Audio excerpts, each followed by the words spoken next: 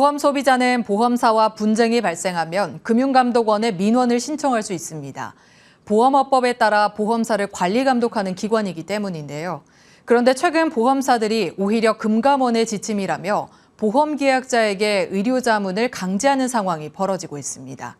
부실 의료자문 실태 연속 보도, 유지승 기자입니다. 백내장 수술을 한 최 씨는 보험사에 보험금을 청구하자 의료자문에 동의해야 한다고 말합니다. 최 씨는 자신이 가입한 보험약관에는 없는 절차라며 동의를 거부했는데 보험사는 금감원의 지침이라 따를 수밖에 없다며 보험금 지급 거부를 일방적으로 통보합니다. 의료자문 안 하면 처리 안 되거든요. 금감원에서 제시해서 돈 안 주는 거예요? 예, 그렇습니다. 그 보도자료 그 내용 보셨잖아요.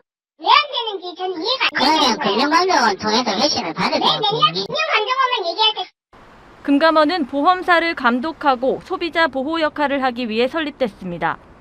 하지만 현실은 보험사의 강력한 방패가 되고 있었습니다. 금융감독원에게 소리 당장한테 전화를 하니까 의료자문을 받아라고. 그래서 의료자문은 약관에도 없는 거 아니냐고. 수술한 의사가 이게 아니지 의료자문을 받은 사람이 어떻게 이게 안 되냐고. 그러니까 그러면 수술 가야 되지 않겠어요? 이렇게 하면서 완전히 그냥 제가 보험사 직원이 그렇게 앉아 있는 줄 알았거든요.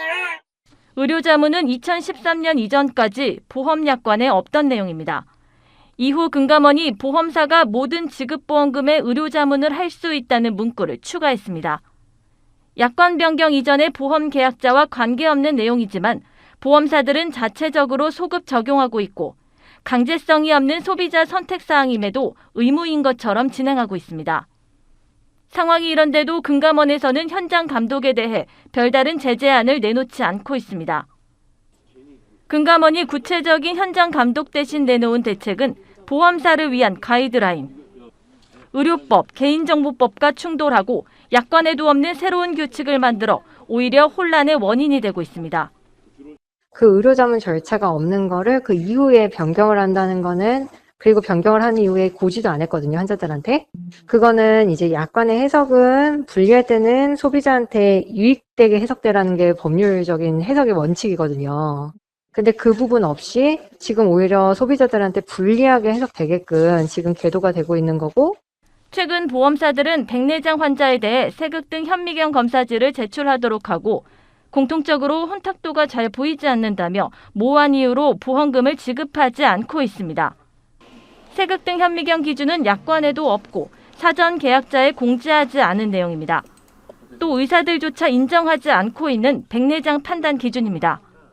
이런 사태가 반복되고 있는 데는 구조적 문제가 있습니다. 현재로선 금감원이 권한을 잘못 휘두르더라도 책임져야 하는 법적 근거가 없습니다. 잘못 휘둘렀을 때 피해를 보는 쪽이 있으면 그 피해를 구조해 줄 수 있는 뭔가 법적 근거들이 있어야 될 거 아니에요. 근데 그랬을 경우에 금감원을 대상으로 해서 금감독원장이나 실제 업무를 하는 사람들 대상으로 해가지고 뭔가 제재를 할 수 있는 법적 근거가 있어야 되는데 그런 게 전혀 없는 거예요. 금감원이 보험사의 재정 누수가 우려된다며 충분한 논의 없이 해결책으로 도입된 의료자문. 빈대를 잡으려다 초과 삼간을 태우는 상황이 되고 말았습니다.